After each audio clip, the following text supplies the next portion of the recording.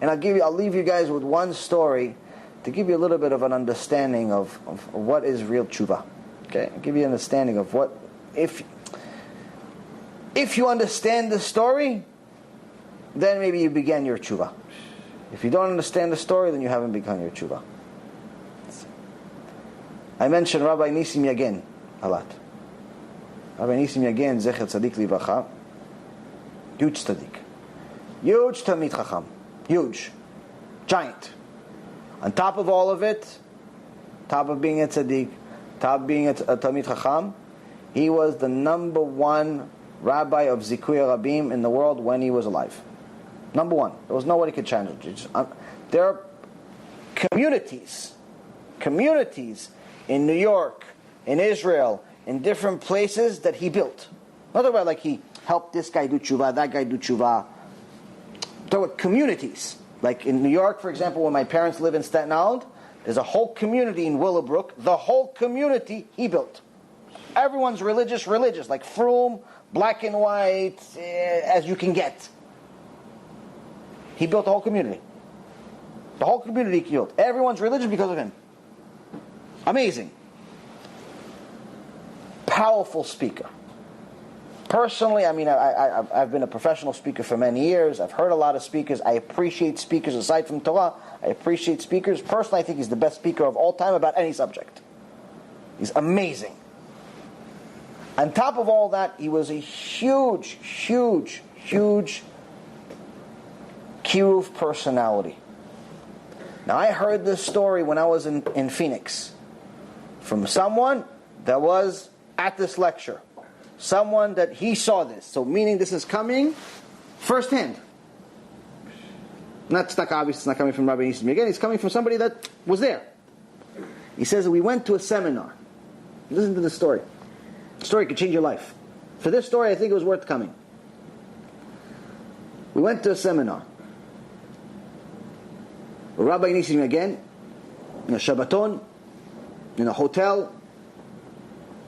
Rabbi Nisim again was powerful. His speech, his words, everybody was really into it. And this was towards the end of his life. Misken, he died relatively young from cancer.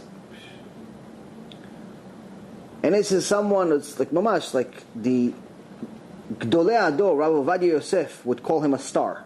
Rabbi Ovadia Yosef called him a star. All of the Gdolei Ador showed up at his funeral, crying, hysterical, crying. And Gdolei Ador most don't even, they don't know every single person does kiruv.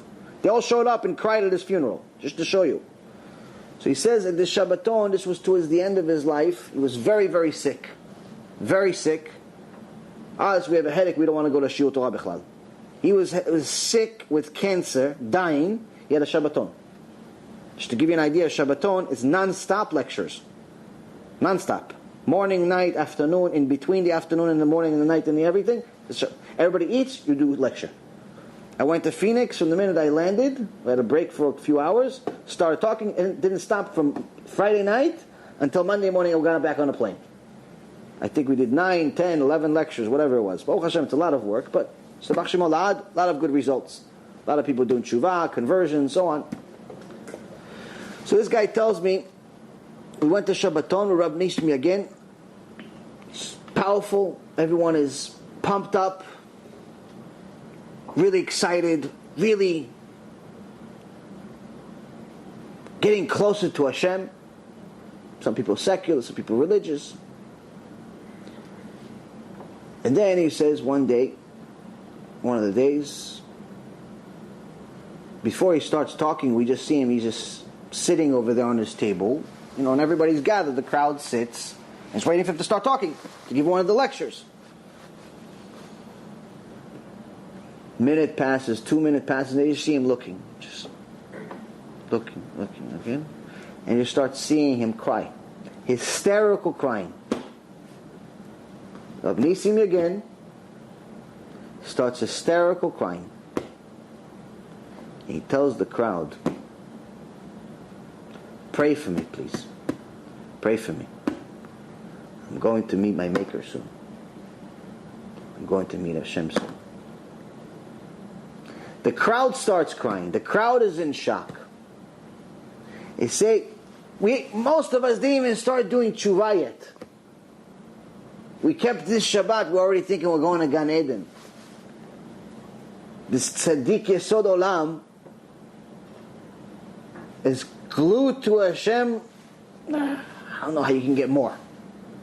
The zikui harabim when he has cancer. He has cancer, he does zikui harabim. Does kiruv when he has cancer. And he says, pray for me because I'm going to meet Hashem soon. Because he's scared. Because he doesn't know how his judgment's going to be.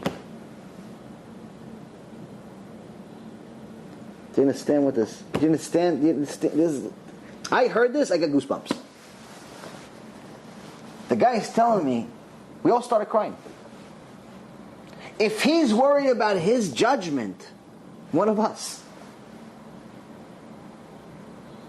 He's worried about his judgment.